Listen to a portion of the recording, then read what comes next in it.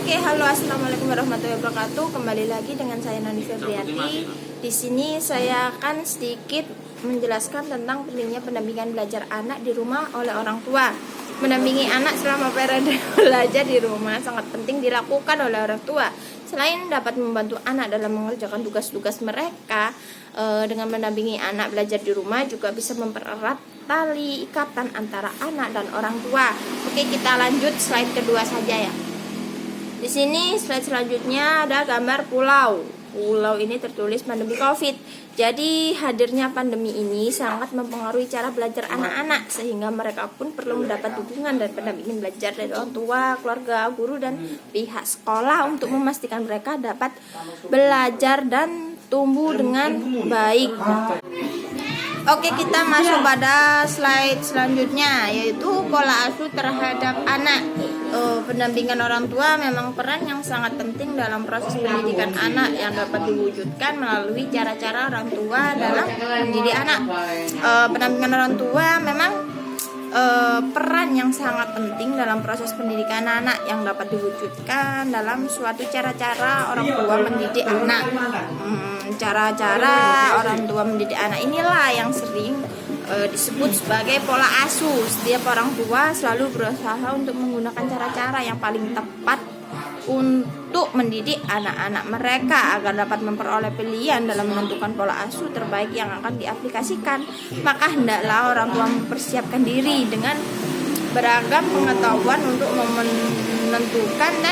menentukan pola asuh yang tepat dalam mendidik anak. Adapun ragam pola asuh dalam proses pendidikan anak yaitu yang pertama di sini slide berikutnya, yaitu pola asuh otoriter. Karakteristik dari pola asuh otoriter ini yaitu kaku, tegas, dan adanya hukuman.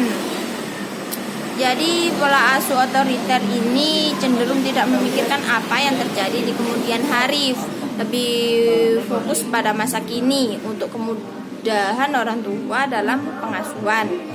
Menilai yang ditentukan sepihak oleh orang tua. Apabila pola asuh otoriter ini diaplikasikan dalam proses pendidikan, akan menimbulkan yang pertama, anak akan kurang percaya diri, kurang spontan, pasif, serta memiliki masalah dalam belajar. Oke, karakteristik atau pola asuh ini akan membentuk seorang anak dengan karakter disiplin dan patuh. Namun sayangnya orang tua yang otoriter sering melayangkan ungkapan seperti pokoknya ketika sedang mengutarakan pendapat tanpa memedulikan atau mendengar pendapat dan keinginan dari si anak. Hal ini dapat membuat anak menjadi tidak terbiasa membuat keputusan sendiri dan takut jika tidak menuruti perkataan dari orang tuanya.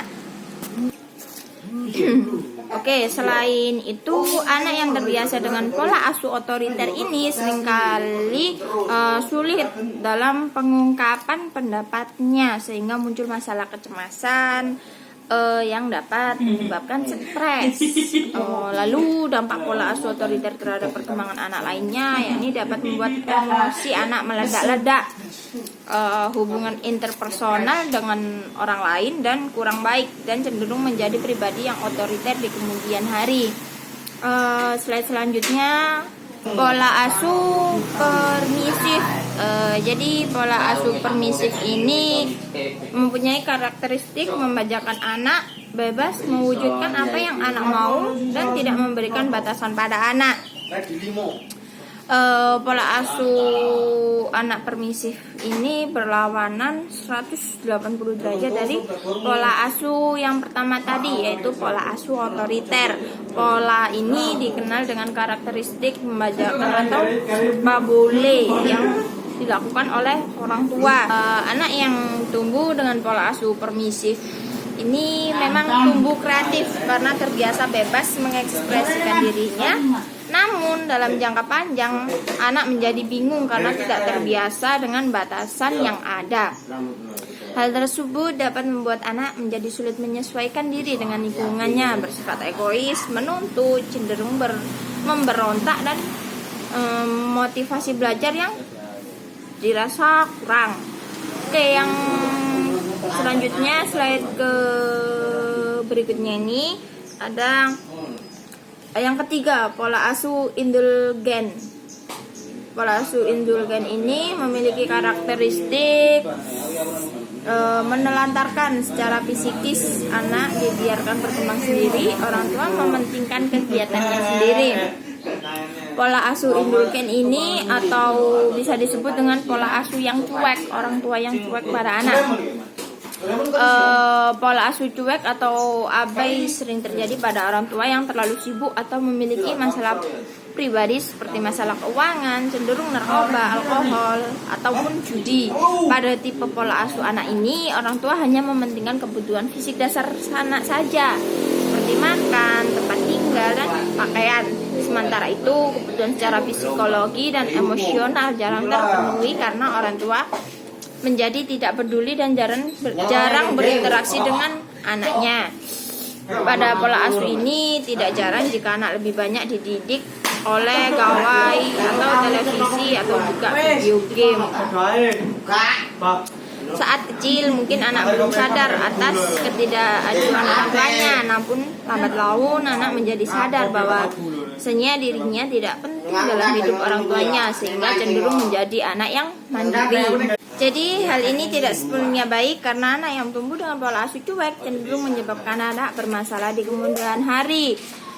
Nilai akademis yang buruk, ekonomi yang tidak terkontrol, serta kesulitan menjalin relasi dan komunikasi dengan teman-temannya. Yang langsung saja selanjutnya ada pola asuh autoritatif. Pola asuh autoritatif ini memiliki karakteristik pertama, menerima anak sepenuh hati, memprioritaskan anak, tidak ragu mengendalikan anak, memimpin anak dalam kemandirian. Pola asuh orang tua ini dapat mencegah anak memiliki masalah pribadi. Bisa dibilang pola asuh ini merupakan kombinasi antara pola asuh otoriter dan juga pola asuh permisif. Anak diberikan batasan dan konsekuensi yang konsisten. Ketika batasan tersebut dilanggar, tujuan batasan dan konsekuensi dijelaskan pada anak sehingga komunikasi juga tetap terjaga dengan baik. Di luar itu, orang tua tetap memberikan pujian, dukungan emosional dan hadiah jika anak dapat meraih suatu prestasi. Komunikasi antara orang tua dan anak terjalin baik sehingga anak juga menjadi jujur tapi tetap patuh. Pola asuh ini menjadikan anak memiliki kepribadian yang seimbang, mandiri dan mengambil keputusan, disiplin dengan mempunyai komunikasi baik, memiliki rasa percaya diri, kreatif dan bahagia secara psikologis. Karakteristik tersebut dipercayai dapat menjadi kunci kesuksesan seorang anak di kemudian hari. Lalu selanjutnya, ayo mau pilih yang mana ini para orang tua? Mau pilih yang pertama, kedua, ketiga atau keempat ini untuk mengasuh anak-anaknya. Oke, kita lanjut slide berikutnya. Di sini ada pendampingan orang tua terhadap belajar anak di rumah. Komunikasi antara guru dan orang tua merupakan hal yang sangat penting dalam proses pembelajaran anak selama masa pandemi ini. Orang tua merupakan guru pertama bagi anaknya, sehingga bimbingan dan kasih sayang orang tua sangat penting terhadap perkembangan pendidikan anak. Untuk itu, selama pembelajaran dilakukan secara daring, orang tua menjadi kunci utama dalam pendampingan belajar anak. Sebagai orang tua, wajib mengetahui proses pembelajaran yang diberikan oleh guru dan apakah anak sudah melaksanakan pembelajaran tersebut dengan baik dan benar. Lalu kita lanjut pada slide berikutnya. Oke, pada slide ini ada komunikasi guru dan orang tua. Orang tua menjadi jembatan antara anak dan guru untuk menciptakan kembali hak-hak belajar anak sebagaimana mestinya. Jadi di sini Dengan melakukan interaksi secara intens antara anak dan orang tua akan memberikan pengaruh yang positif bagi tumbuh kembang anak nantinya. Orang tua perlu membentuk sikap disiplin pada anak karena selama belajar di rumah, waktu bermain dan waktu belajar anak cenderung akan berantakan. Tak jarang waktu belajar anak justru kalah dengan keseruan mereka bermain di rumah. Pada konteks tersebut, peran orang tua sangat dibutuhkan agar terus mendampingi proses belajar anak dari rumah yang ada. Lalu pada slide berikutnya ada penyediaan fasilitas belajar yang harus disediakan oleh orang tua. Jadi fasilitas belajar anak yang sangat dibutuhkan dalam masa pandemi ini seperti handphone, laptop, ataupun kuota internet. Media tersebut akan dibutuhkan dalam proses pembelajaran daring. Oke, dengan pembelajaran daring, siswa memiliki keleluasan waktu belajar, dapat belajar kapanpun dan dimanapun. Siswa dapat berinteraksi dengan guru menggunakan beberapa aplikasi seperti Classroom, telepon, atau live chat, Zoom, maupun melalui aplikasi WhatsApp Group. Sehingga fasilitas tersebut dapat membantu peran orang tua dalam mendampingi anak belajar dari rumah. Oke, kita lanjut pada slide selanjutnya, yaitu ada mengatur waktu belajar anak. Waktu belajar anak adalah saat orang belajar yang bermakna. Jam berapa mereka belajar dan berapa lama mereka mengalami proses belajar ini dari yang awalnya tidak tahu menjadi tahu.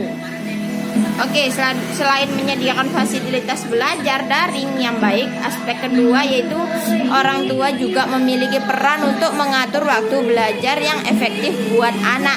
Waktu belajar dapat dikategorikan menjadi 3, yaitu pagi, siang, dan malam hari. Pagi hari adalah saat dimana suasana masih segar dan tidak panas, sehingga banyak siswa yang lebih memilih belajar pada pagi hari dengan alasan lebih segar sehingga bisa lebih konsentrasi untuk belajar. Oke, slide selanjutnya di sini ada jadwal harian di rumah. Di sini ada contoh jadwal harian di rumah yang mungkin bisa diterapkan Bapak Ibu di rumah ya. Ini waktu jam-jamnya ini, lalu Senin sampai Jumat bangun mandi dan sholat, ada sarapan, belajar, olahraga, bantu ibu, tidur, mandi sore hari, waktu bebas, belajar, dan belajar, tidur malam hari. Oke, kita lanjut slide berikutnya. Ini yang terakhir ada pengawasan kegiatan belajar. Orang tua melakukan pengawasan belajar saat anak-anak melakukan pembelajaran daring. Aspek ketiga ini pengawasan kegiatan belajar. Orang tua dalam melakukan pengawasan belajar dapat dengan membantu mengerjakan tugas anak sebagai tempat belajar anak, menerangkan dan memberikan penjelasan mengenai materi-materi yang akan dilaksanakan, memberikan respon yang baik terhadap pembelajaran dari sekolah. Lalu slide selanjutnya yaitu terima kasih. Oke, cuma itu yang dapat saya sampaikan atas perhatian dari bapak-bapak dan ibu-ibu juga teman-teman yang saya cintai. Saya ucapkan terima kasih sebanyak-banyaknya. Semoga materi-materi tadi dapat bermanfaat untuk bapak ibu sekalian. Sekali lagi saya ucapkan terima kasih. Wassalamualaikum warahmatullahi wabarakatuh.